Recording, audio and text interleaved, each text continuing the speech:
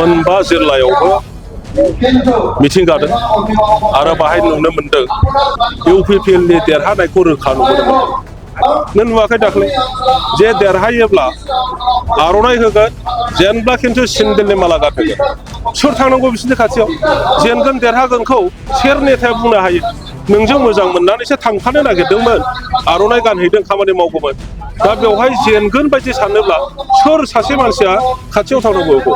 Strategy हिसाबैथ' बेखौ बे मिटिंखौ खालामनाय जादों। आरो बेवहाय नोंथांमोना बेसेबां मानसि दङ सानो? बेवहाय 10,000 मानसि गैया, दंना गैया? दङ। दङब्ला नोंथाङानो बुंदो, सासे मानसिजों साथाम जुदि भट गावखौ लानानै आरो साथाम जुदि लायो, 10,000 इन्टु 30,000 जायाखै? बाहाय सोर देरहानांगौ? हारसिङै जुदि 30,000 मोनबायब्ला थाबावखौ बेसेबां? 15,000ल'सो थाबावबाय। खारन भटआ 45,000सो जायो। बेखौ बे 15,000खौ गुबुन दोलोफ्रा मालाय रानलायना लागोन। नोंथां हिसाबै गेलेनो गोसो दंना गैया? बे एखे कुइसनखौनो सोंबाय थादों। साब्रै सोंबाय।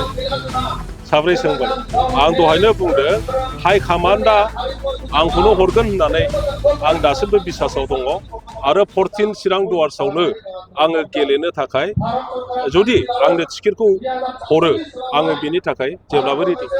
आङो दा मोनबा जिल्लायावबो मिथिं जादों आरो बाहाय नुनो मोनदों जेसेबां दासिम मिथिं जाबाय समग्र समस्तियावनो इउपिपिएलनि देरहानायखौ रोखा नुनो मोनदों। दतमायाव दाख्लै मिथिं जादों, दतमायावबो 10,000नि खम गैयामोन। गतिके मिथिङावनो जुदि 10,000 थायोब्ला सासे मानसिया साथाम जुदि भट थायो, गावजों लोगोसे न'खराव सानै, अब्ला 30,000 बाहाय भट फैयो।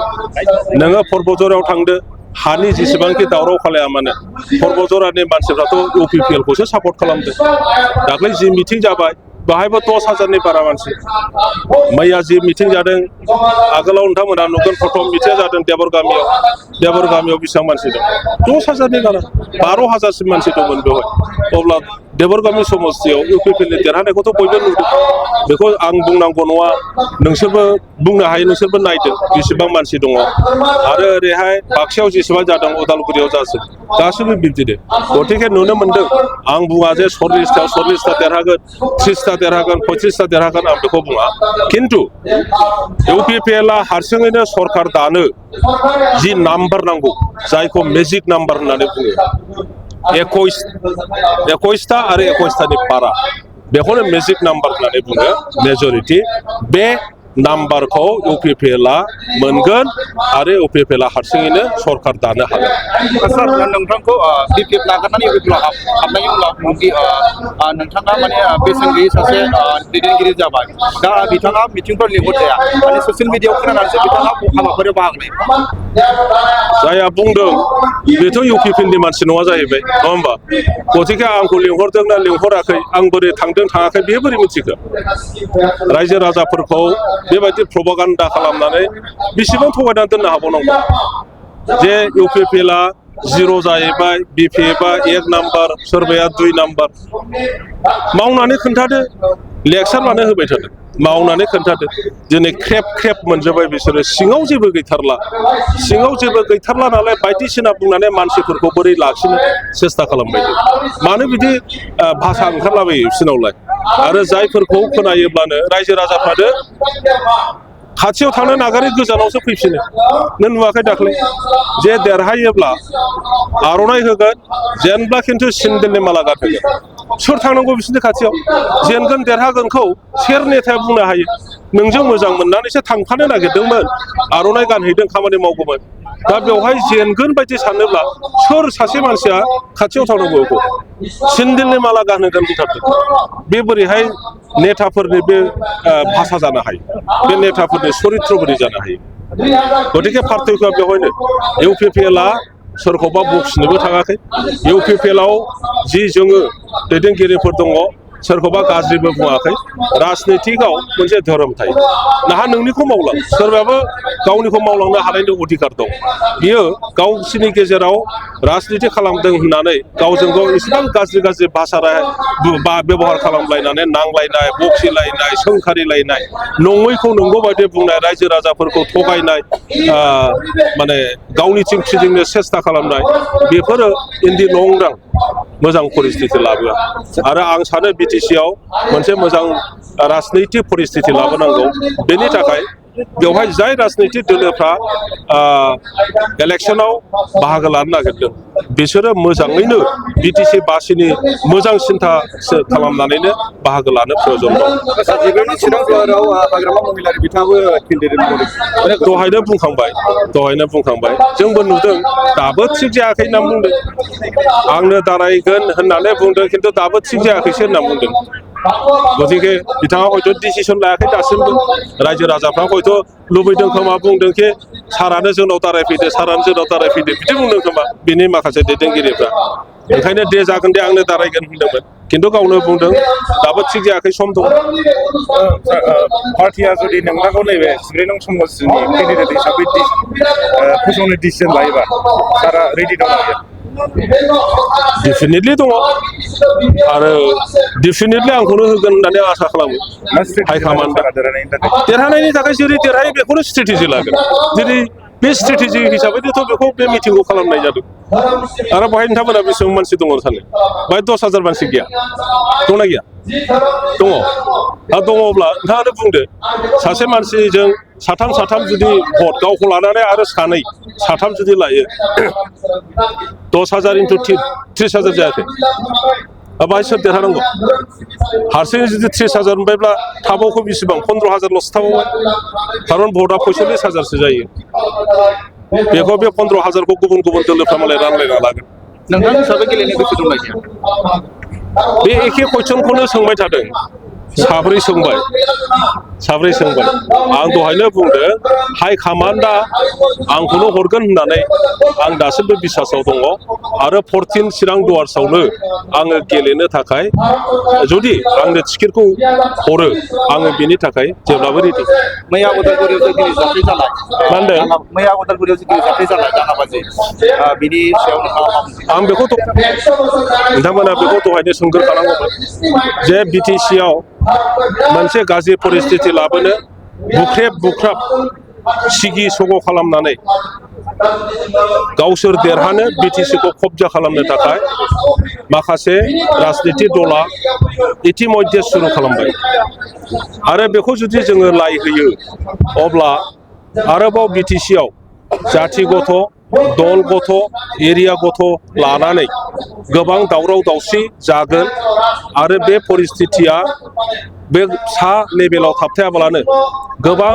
जोङो लुबैयै गोदोनि बायदि परिस्थिति लाबोफिनगोन गावजों गाव नासयलायनाय बर' अना बर' अखमिया अना अखमिया आदिबासि अना आदिबासि नेपालिया अना नेपालि बेबायदि जुदि परिस्थिति फैनो लायो अब्ला जोंनि बिटिसि बासिनि जौगानायनि जि जोंनि सिन्थाधारा जोंनि गथ' गथायनो जि मोजां शिक्षा होनायनि सिन्थाधारा ओनसोलाव लामा सामानिफ्राय लानानै दालां बान्दो जोंनि कृषकफोरखौ जोंनि बिब' बिनानावखौ मोजां माने सहाय होनायनि खामानि मावनायनि बे सिमाङा बे गासिबो फैला जाजोबगोन जों जेबो मावनो हानाय नङा गतिके बेबायदि सक्तिखौ बिटिसिआव जोङो जायगा होनो हाया ओंखायनो बिटिसि बाखिया बयबो दिनैनि बे परिस्थितिखौ बुजिखादो जे इलेक्सननि बारहावाया दासो फैजेनदों बे समावनो बुख्रेब इउपिपिएलनि मावथिफोरखौ सिखाजों दानबाय गाबोन मा खालायगोन गतिके बिटिसिनि रायजो राजा नोंथांमोन आं नोंथांमोनखौ खावलायो बे परिस्थितिखौ बयबो बुजिदो ओंखायनो ज' जादो बेबायदि उपशक्तिनि बिटिसि एगेन्स्ट सक्तिनि एगेन्स्ट जोङो गसंनांगोन आइया बुंदों बेथ' इउपिपिएलनि मानसि नङा जाहैबाय नङा होमबा गतिके आंखौ लिंहरदों ना लिंहराखै आं बोरै थांदों थाङाखै बे बोरै मिथिखो रायजो राजाफोरखौ बेबायदि प्रपागान्डा खालामनानै बेसेबां थगायनानै दोननो हाबावनांगौ जे इउपिपिएलआ 0 जाहैबाय बिपिएफआ 1 नाम्बार सोरबाया 2 नाम्बार मावनानै खोन्थादो लेक्सार मानो होबाय थादों मावनानै खोन्थादों दिनै ख्रेब ख्रेब मोनजोब्बाय बिसोरो सिङाव जेबो गैथारला नालाय बायदिसिना बुंनानै मानसिफोरखौ बोरै लाखिनो सेस्था खालामबाय मानो बिदि भाषा ओंखारलाबायो बिसोरनावलाय आरो जायफोरखौ खोनायोब्लानो रायजो राजाफ्रानो खाथियाव थांनो नागारै गोजानावसो फैफिनो नों नुवाखै दाख्लै जे देरहायोब्ला आर'नाइ होगोन जेनब्ला खिन्थु सिन्देलनि माला गानहोगोन सोर थांनांगौ बिसोरनि खाथियाव जेनगोन देरहागोनखौ सोर नेताया बुंनो हायो नोंजों मोजां मोननानैसो थांफानो नागिरदोंमोन आर'नाइ गानहैदों खामानि मावगौमोन दा बेवहाय जेनगोन बायदि सानोब्ला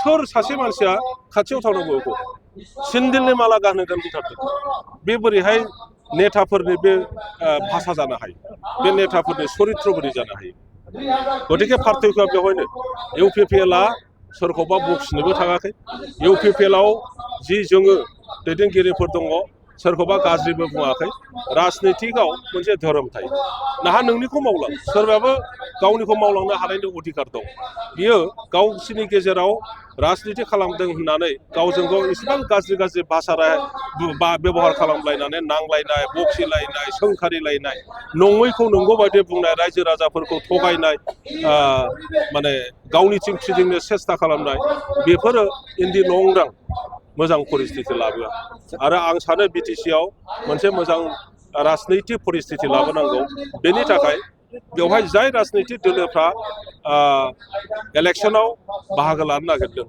बिसोरो मोजाङैनो बिटिसि बासिनि मोजां सिन्था खालामनानैनो बाहागो लानो प्रयोजन दं दहायनो बुंखांबाय जोंबो नुदों दाबो थिग जायाखै होनना बुंदों आंनो दारायगोन होननानै बुंदों खिन्थु दाबो थिग जायाखैसो होनना बुंदों गतिके बिथाङा हयथ' डिसिसन लायाखै दासिमबो रायजो राजाफ्रा हयथ' लुबैदों खोमा बुंदोंखि सारानो जोंनाव दारायफैदो बिदि बुंदों खोमा बिनि माखासे दैदेनगिरिफ्रा ओंखायनो दे जागोन दे आंनो दारायगोन होनदोंमोन खिन्थु गावनो बुंदों दाबो थिग जायाखै सम दं पार्टिया जुदि नोंथांखौ नैबे सिब्रेनं समस्टिनि केन्डिडेट हिसाबै फोसावनो डिसिसन लायोबा सारा रेडि दं डेफिनेटलि दङ आरो डेफिनेटलि आंखौनो होगोन होननानै आसा खालामो हाइकामान्डआ देरहानायनि थाखाय जेरै देरहायो बेखौनो स्ट्रेटेजि लागोन जेरै बे स्ट्रेटेजि हिसाबैथ' बेखौ बे मिटिंखौ खालामनाय जादों आरो बेवहाय नोंथांमोना बेसेबां मानसि दङ सानो बेवहाय 10,000 मानसि गैया दंना गैया दङ दङब्ला नोंथाङानो बुंदो सासे मानसिजों साथाम जुदि भट गावखौ लानानै आरो साथाम जुदि लायो 10,000 इन्टु 30,000 जायाखै बाहाय सोर देरहानांगौ हारसिङै जुदि 30,000 मोनबायब्ला थाबावखौ बेसेबां 15,000ल'सो थाबावबाय खारन भटआ 45,000सो जायो बेखौ बे 15,000खौ गुबुन दोलोफ्रा मालाय रानलायना लागोन नोंथां हिसाबै गेलेनो गोसो दंना गैया बे एखे कुइसनखौनो सोंबाय थादों साब्रै सोंबाय आं दहायनो बुंदों हाइकामान्डआ आंखौनो हरगोन होननानै आं दासिमबो बिसासाव दङ आरो 14 चिरां दुवार्सआवनो आङो गेलेनो थाखाय जुदि आंनो टिकेटखौ हरो आङो बेनि थाखाय जेब्लाबो रेडि मैया उदालगुरियाव दिनै जाथाय जानाय मा होनदों मैया उदालगुरियाव दिनै जाथाय जानाय दाङाबाजि बिनि सायाव आं बेखौ नोंथाङा फालांगि मावनायनि आन्दोआव माबा मोनसे जाफुङै जेंनाजों मोगा-मोगि जानांदों नामा? नोंथाङाबो माबा मोनसे साननायनि दौलेङाव गोजावनानै दङ नामा? माब्लाबा साख्रि नागिरनानै बैसो बाबेनलांदों नामा? माब्लाबा जुलि लानो साननायनि समाय लानायफ्रा जाफुङाखै नामा? जुदि नोंथाङा बैफोर जेंनाफोरजों मोगा-मोगि जानांदोंब्ला मुलुग दरबारनि मुंदांखा तन्त्र मन्त्र मायांआव सोलोंथाइ लानानै फैनाय कल्पना देवी मुंनि सासे सुबुंनाव फोनांजाब खालामनानै नोंथाङा नोंथांनि जेंनाफोरखौ बोस्रांनानै लानो हागोन। फोनांजाब खालामनो थाखाय 9242120839 नङाब्ला 8135981171 अनजिमाफ्राव फोनांजाब खालामनो हागोन। मानोना मुलुग दरबारनि तन्त्र मन्त्रनि थाखाय बयनिख्रुइबो मुंदांखासिन थावनियानो जाबाय मायां, जेराव मायांखौ सोलोङोब्ला नोंथांनि साननाय आरो गोसोनि लुबैनायनि जेंनाफोरखौ हमदांनानै थार लामाखौ दिन्थिनानै होयो। बेनिखायनो गोबाव खालामालाबानो कल्पना देबेनाव फोनांजाब खालामना थार बाथ्राफोरखौ मिथिना लानो थाखाय 9242120839 नङाब्ला 8135981171 अनजिमाखौ होनाय जादों।